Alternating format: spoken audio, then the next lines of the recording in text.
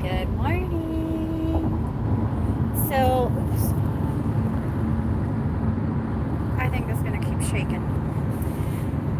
So we're in the car, driving to wherever we're driving to, and I figured I'd go live and just talk about some stuff. In particular, I want to talk about spiritual boundaries,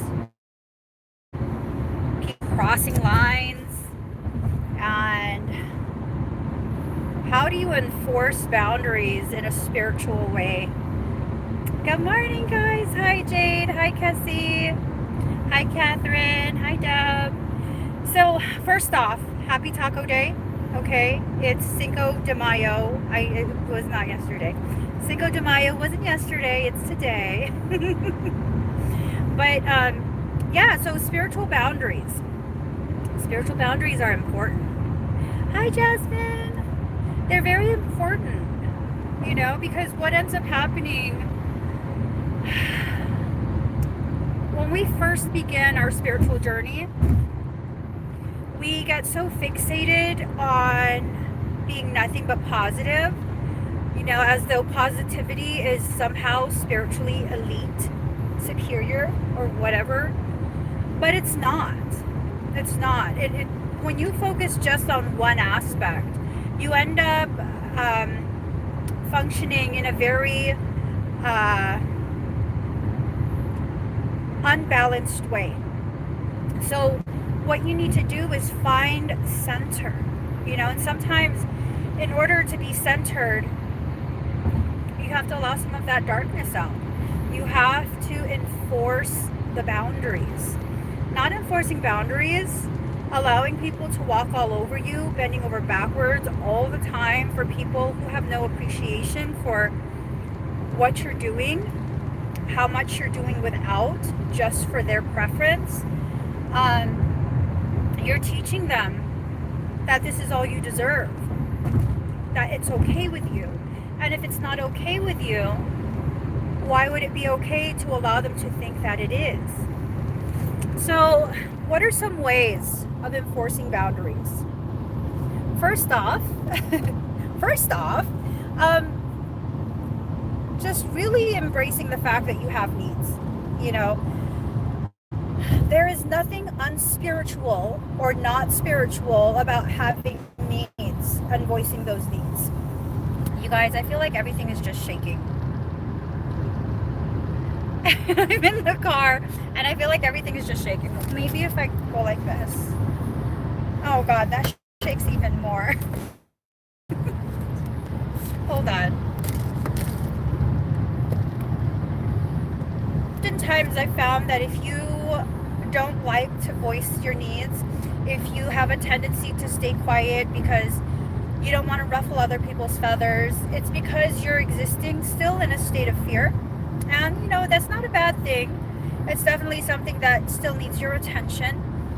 But I found that people will be like, oh well, I don't want so and so to get mad at me. I don't want to seem like I'm too much. I don't want to be difficult and things like that. That's something to you when you're trying to look the other way for the sake of spirituality.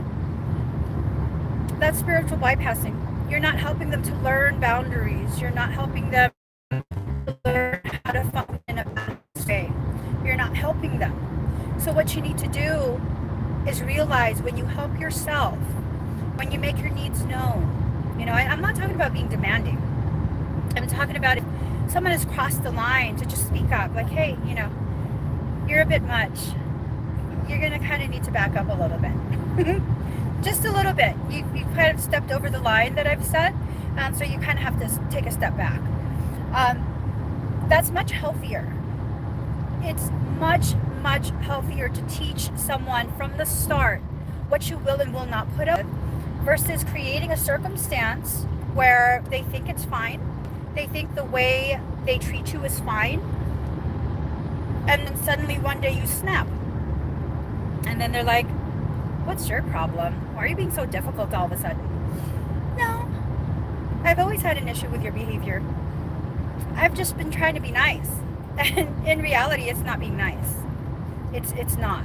And I'm guilty of this. I'm absolutely guilty of this, where I allow people to be too demanding of me and my time, their expectations of me. And then finally, it's gotten so out of hand that I have to clarify, like, you're too much. This is beyond what I'm willing to tolerate. And then they're like, whoa, where is this coming from? Well, no, it's always been there. I just haven't said anything. Because in my mind, as a classic type of empath struggle, I'm thinking, if I just love on you just a little bit more, if I'm just patient enough, maybe I can very gently help you to see that your behavior is so out of pocket. And it doesn't work. It doesn't work. And this is something that I'm seeing repeating with different individuals over the past week or so. And I'm wondering if maybe I'm seeing this happening now because the shift in energy from the planetary circumstance, like, all the solar storms, and then now Saturn is in retrograde, I've kind of just reached a point where I no, you too much. You too much. And I mean, can I really be upset that the people that I'm now having to correct their interactions with me are confused? No, because I co-created that. I allowed them to think that the behavior was acceptable to me for a prolonged period. And now I'm just like, no, not acceptable. I'm not going to tolerate this. So, I mean, what do we do to correct it? How do we fix a circumstance that we've already created? By being honest with yourself. Okay? Like, avoiding the situation is not going to correct it. Avoiding the individual is not going to correct it. Arguing with the individual is not going to correct it. But just simply standing in your truth, meaning every single time the person gets out of hand with their expectation of you, very calmly pointing out, don't you think it's a bit much that this is your expectation of me? Don't you think it's a little bit much that what you're doing, the way you're treating me, is unfair? Because I certainly believe it's unfair. I feel like it's unfair. And then giving them the opportunity to voice whatever they need to voice doesn't mean you have to listen. It doesn't mean you have to take it in and be like, okay, yeah, you're right. But just allowing them to voice something, maybe it'll help you to further understand how you co-created that in the first place. Yeah, see, Cassie says, acting like my mother and grandmother that were told that is how we behave as a spouse. Yes, and that's another thing, that programming. And it is not just for women, but I find it even more prevalent in women. This conditioning that we are to be martyred in order to be a good woman, a good spouse, a good girlfriend, just a good female in general. You have to exist in a state of martyrdom. No. Being a mother of all boys, I recognize it's really important that I set a very good example for them, because what they're going to look for if they all decide to have wives or whatever, what they're going to look for is what I show them. So if I show them someone who allows themselves to be a martyr, someone who's not balanced, then that's what they're going to look for in life.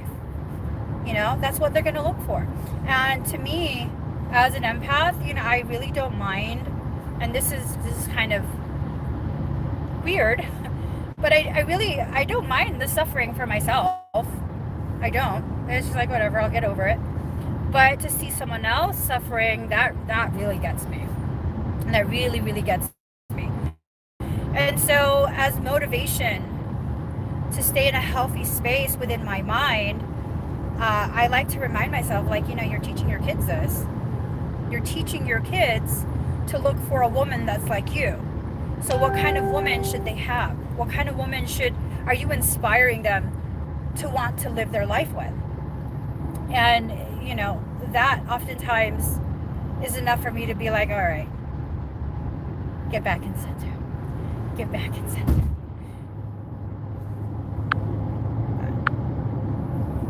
My arm is starting to cramp. Hold on, guys. Morning, Carrie. It is worth it to speak up. It's absolutely worth it to speak up. Cassie's in San Antonio. Totally full swing.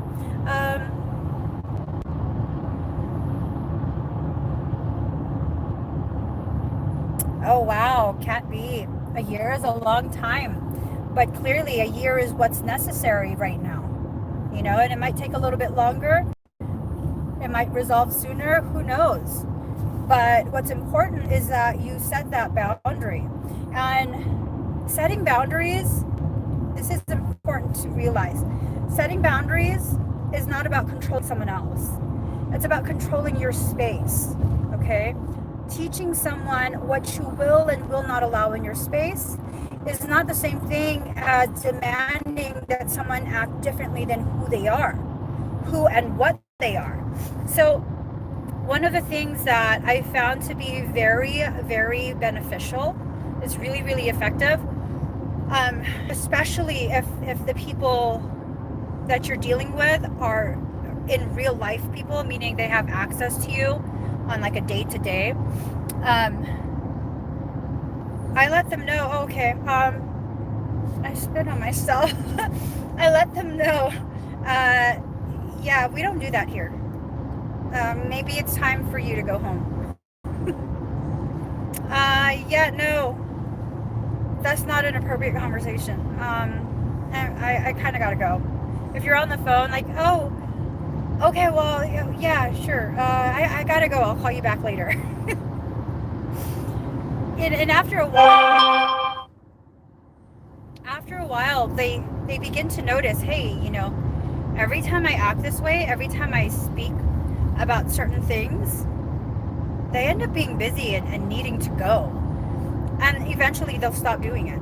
Or they'll just stop coming around.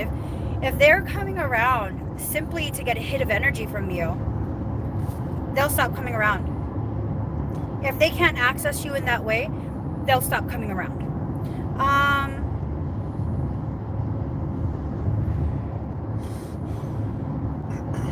Ooh, Cassie, that's deep. She says the programming is crazy powerful because I was super independent and non-traditional before I got married. After I married, I slipped into that submissive dynamic, totally oblivious of it until later. Yeah, no, that's actually very common. That's actually very, very common. Yes, Catherine Bartley, good morning. Sometimes you have to just limit people's access to you because they will contaminate your space. Absolutely. And if you have children, it's really, really important you don't allow the children to be a part of that. I had certain people in my life before where, because they were afraid to say things to me, they wouldn't say it to me, they'd say it to my children. And I'm like, you mofo.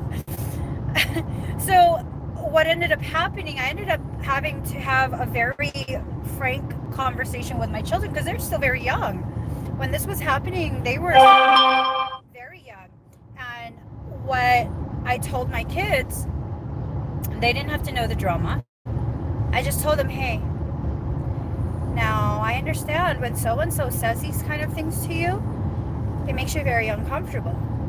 What I want you to do, if it's an adult topic, you have to tell them, this is an adult conversation. You should tell my mom this. I'm still a kid and my mom said that I don't have to worry about adult problems. And that worked really good. That worked really, really good. My children are extremely intelligent, and so they knew that they were being, say, my mom said, because your mother is just giving you instruction. You shouldn't have to worry about these things. And if they have an issue with it, they need to speak with me. If they want to continue talking about that topic, they need to do so with an adult, not with a child. That's an adult problem. And, drawing boundaries like that, teaching your children how to draw boundaries, is empowering. And when you do it yourself and they watch you stand up for yourself, it really teaches them, like, you matter. You matter. Coming from you, whatever happens to you, they feel that that's all they deserve too, because they come from you. And that's what a lot of people don't understand. You're doing more than just setting boundaries for yourself. You're doing more than just trying to get healthy for yourself. It's so much more than that. Anyone who witnesses you on your journey doing this for yourself, it empowers them. It gives them permission, and I know it's weird to say this, but it gives them permission to also respect themselves and defend themselves and be proactive in their spiritual and energetic health. Going back to the topic of, allowing this into your space pollutes your space. You want to practice spiritual hygiene.